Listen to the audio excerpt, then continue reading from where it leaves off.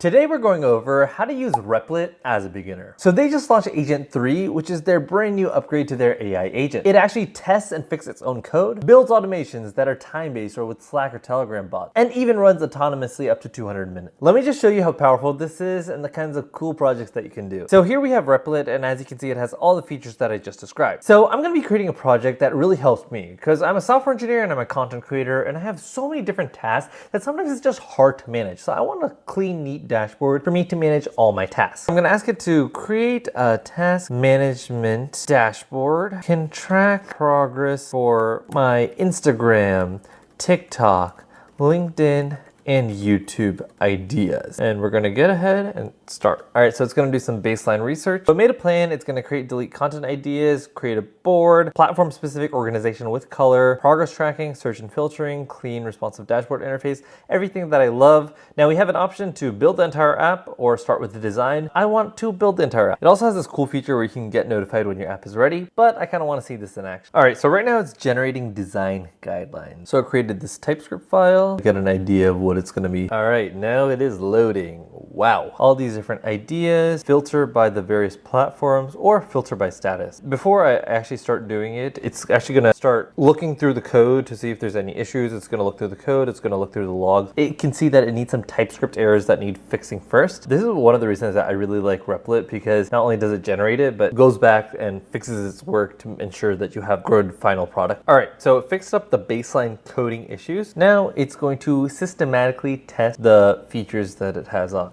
So it's going to go through regular workflows as a customer or me would do. So let's see what it has. So it's going to go through the modal, type in all the fields. This is sick. I'm not typing anything right now. Apparently there's a bad API call. Wow. It found that on its own. I didn't do anything except watch and talk to you guys. Curious. If I try to test, Instagram, create idea. Oh, there we go. It got added. The automated test will still run. TikTok, talk about computer science. Sweet. Start progress. I can move it back to ideas. I can move it to review. I can move it to published. Oh, and it adds like a little messaging feature as well.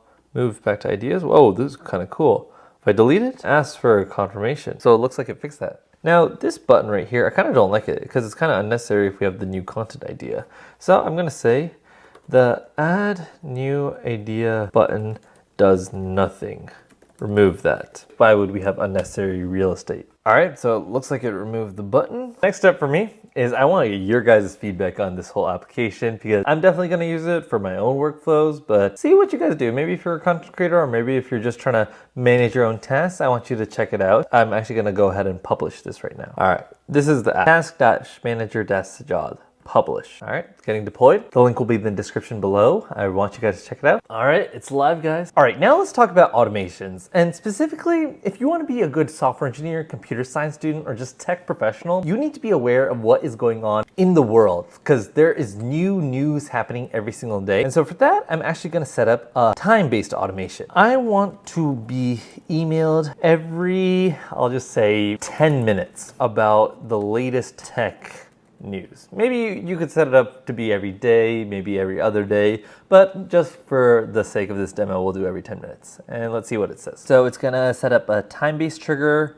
web scraping, email composition, and automated email sending. And yes, of course, let's build the app. Once again, this could be handled pretty much on its own. So I just created a database, decided on email integration strategy, and now I need to input my email address. It created some services, and it's gonna create a tool to fetch the latest tech news. Mentioning some potential issues of rate limiting, validating URLs. All right, it's evaluating its own tool. To be honest, I remember AI projects like this would take literal months during the school semester to do, but the fact that I can do it with just a few minutes is actually kind of mind-boggling. Like AI is advancing at a crazy pace. All right, so it looks like the workflow is working correctly. And now we got to register the time-based aspect. All right, it looks like our workflow is set up and now we just have to test the automation and see what happens. It looks like the email was sent. Everything looks to be successful. Let's see what happens. We got this beautiful email with all the latest tech news updates, and it'll keep doing that every 10 minutes because the cron job was set up. And so overall, by using Replit, specifically Agent 3,